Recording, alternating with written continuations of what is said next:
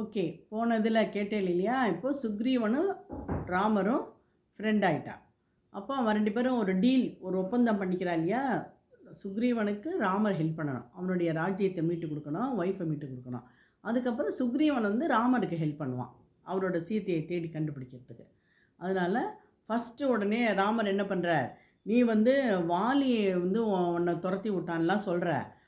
நான் வந்து வாலிய கொலை பண்ண வாலிய அவனோட சண்டை போட்டு அவனை ஜெயிச்சா தான் உனக்கு நான் மீட்டு கொடுக்க முடியும்.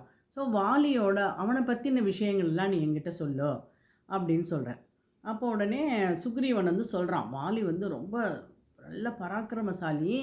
அவனுக்கு வந்து ஒரு இது உண்டு. அதாவது வாலிகிட்ட வந்து அவன் அவன் வந்து ஒரு வரம் வாங்கியிருக்கான். யார் வந்து வாலியோட நேருக்கு நேர் நின்று சண்டை போடுறாளோ அவளுடைய பலத்தில் 50% வாலிக்கு வந்துடும். வாலியோட யாரும் நேருக்கு நேர் நின்று சண்டை போட முடியாது. சண்டை போட்டால் யார் அவனை எதிர்த்து நிற்கிறாளோ அவளோட பலத்தில் பாதி பலம் அவனுக்கு வாலிக்கு போயிடும். இது அவனுடைய எதிராளியோட பலத்தில் பாதி வாலிக்கு போயிடும். ஸோ அவனுக்கு 1.5 மடங்கு ஆகிடும், இவாளது 1/2 மடங்கு ஆகிடும் இல்லையா? ஸோ இவன் ஈஸியாக அவன் தோக்கடிச்சிடுவான். அதனால் சுக்ரீவன் என்ன சொல்கிறான், நீ வந்து வாலியோட ஃபஸ்ட்டு நீ வாலியை ஜெயிக்கணும்னா அவனோட நேருக்கு நேர் நீ மோதக்கூடாது. அவனை கொலை பண்ணணும்னா நீ மறைஞ்சு நின்று தான் அவனை நீ அடிக்க முடியும் அப்படின்னு சொல்கிறான். சரி அப்படின்னு சொல்லிவிட்டு அப்போ ராமர் என்ன பண்ணுறார், நீ போய் முதல்ல வாலியை சண்டைக்கு கூப்பிட. நான் வந்து நீங்கள் 2 பேரும் ஒரு மலையில் நின்றுக்கோங்க. அவன் இடம்லாம் சூஸ் பண்ணுறான். இந்த இடத்துக்கு வா, அவனை வாலியை அழிச்சுன்னு வா. நான் தள்ளி அப்போ வந்து 7 மரங்கள் இருக்குது. 7 மரத்துக்கு பின்னால் ராமர் மறைஞ்சு நிற்கிறார். அங்கேருந்து நான் அம்பு போட்டு நான் வாலியை கொலை பண்ணிவிடுவேன் அப்படின்னு சொல்கிறேன். அது மாதிரி அப்போ போய் என்ன பண்ணுறான், அப்போ வாலியோட அரண்மனை வாசலில் போய் சுக்ரீவன் போய் சொல்கிறான், ஏய் வாலி, உனக்கு தைரியம் இருந்தால் என்னோட சண்டைக்கு வாடா. என்ன சும்மா துரத்தி அடிச்சுட்டு நீ என்ன இங்கே ஜாலியாக இருக்கலான்னு பார்க்குறியா? வா இங்கே, இப்போ என்னை வந்து பாரு, நான் எப்படிப்பட்டவன் காட்டுறேன் அப்படி இப்படின்னு சொன்னப்புறம் வாலி உடனே அவனை என்ன ஆச்சு உனக்கு, ஏதோ பைத்தியம் முடிச்சிருக்கான்னு வரான். 2 பேருக்கும் சண்டை நடக்கிறது மலையாளம். எப்படியோ அவன் சுக்ரீவன் வந்தவொடனே ஓட ஆரம்பிக்கிறான். என்னடா சண்டைக்கு வந்துட்டு என்ன ஓடுறையான்னு அவன் துரத்திகிட்டே வரான். ராமர் எந்த ஸ்பாட்டுக்கு வரச்சினாரோ அந்த இடத்துக்கு வந்து 2 பேரும் சுக்ரீவனும் வாலியும் சண்டை போட ஆரம்பிக்கிறார். சண்டை போட்டால் இது ராமர் வந்து பின்னால் நிற்கிறார், மறைஞ்சு நிற்கிறார். வாலி கண்ணில் படாமல் ஒரு 7 மரத்துக்கு பின்னால் மறைஞ்சு நிற்கிறார். ஆனால் ராமருக்கு என்ன ஆகிடுறது, வாலியும் சுக்ரீவனும் பார்க்குறதுக்கு ஒரே மாதிரி இருக்கா. அப்போ சண்டை போடும்போது யார் வாலி யார் சுக்ரீவன்னு தெரியல. அதனால் அவர் என்ன பண்ணிடுறார், அம்பு போட்டு வாலியை கொலை பண்ணலை. வாலி வந்து சுக்ரீவனை துவம்சம் பண்ணிடுறான். சுக்ரீவன் ஐயோ போரும் தெரியாமல் பண்ணிட்டேன் விடுன்னு தப்பிச்சுன்னு ஓடி போய்ட்றான் ரிஷிமுக பர்வத்துக்கு. உடனே அங்கே போனதுக்கப்புறம் வாலி வந்து என்கிட்ட சண்டைக்கு வர அப்படின்னு அவன் உடனே திரும்பி போயிடுறான். இப்போ சுக்ரீவனுக்கு ரொம்ப கோபம் ஆகிடுறது ராமரை பார்த்து. என்ன ராமா, நீ வந்து இப்படி ஏமாற்றிட்ட, நீ என்னை வாலியை கொலை பண்ணுறேன்னு சொல்லிவிட்டோம், நீ இந்த மாதிரி என்னை எப்படி அடிச்சுட்டான் பாருன்னு. அப்போ ராமர் சொல்கிறார், நீ தப்பாக நினச்சிக்காத, நான் ஏன் உனக்கு ஹெல்ப் பண்ணல, நான் ஏன் வாலியை கொலை பண்ணலைன்னா, எட்டி இருந்து பார்க்கும்போதும் நீங்கள் 2 பேரும் ஒரே மாதிரி தெரிகிறேன். யார் வாலி யார் சுக்ரீவன் எனக்கு தெரியல. அதனால் உன்னோட காயெல்லாம் ஆறட்டம், கொஞ்சம் உடம்பு கொஞ்சம் சரி பண்ணிவிட்டு நீ நெக்ஸ்ட் டைம் மறுபடியும் போய் அவனை சண்டைக்கு கூப்பிட. ஆனால் கழுத்தில் இந்த தடவை நீ ஒரு மாலை போட்டுக்கோ. ஸோ நான் என்ன பண்ணுவேன், அப்போ வந்து மாலை இருக்கிறவன் சுக்ரீவன், மாலை இல்லாதவன் வாலின்னு நான் புரிஞ்சுப்பேன் அப்படின்னு சொல்கிறேன். அப்போ சுக்ரீவனுக்கு ஒரே பயம், நீ இப்படி திருப்பி மாட்டி விடுற என்னன்னு. இல்லை இந்த தடவை நான் கண்டிப்பாக வாலியை கொலை பண்ணிவிடுவேன், நீ போய் சண்டைக்கு கூப்பிட அவனங்கிறார்.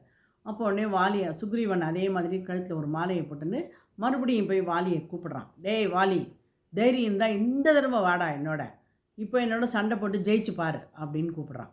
அப்போ வந்து வாலி வந்து தூங்கின்னு இருக்கும்போது அவனோட ஒய்ஃப் தாரை என்ன பண்ணுறா, அவன் ஒன்று கோவமாக, வாலிக்கு பயங்கர கோவம் வருது. என்ன இவனுக்கு இவ்வளோ இப்போ தானே ஒரு 10 நாள் மேலே அடி வாங்கிட்டு போனால் மறுபடியும் வந்து கூப்பிட்றான், அவனை என்ன பண்ணுறேன் பாரு அப்படின்னு ஏந்துக்கிறான். அப்போ அவன் ஒய்ஃப் தாரை சொல்கிறா, நோ நீ இப்போ போகாத, இப்போ தான் அவன் உங்ககிட்ட அடி வாங்கின்னு இருக்கான்.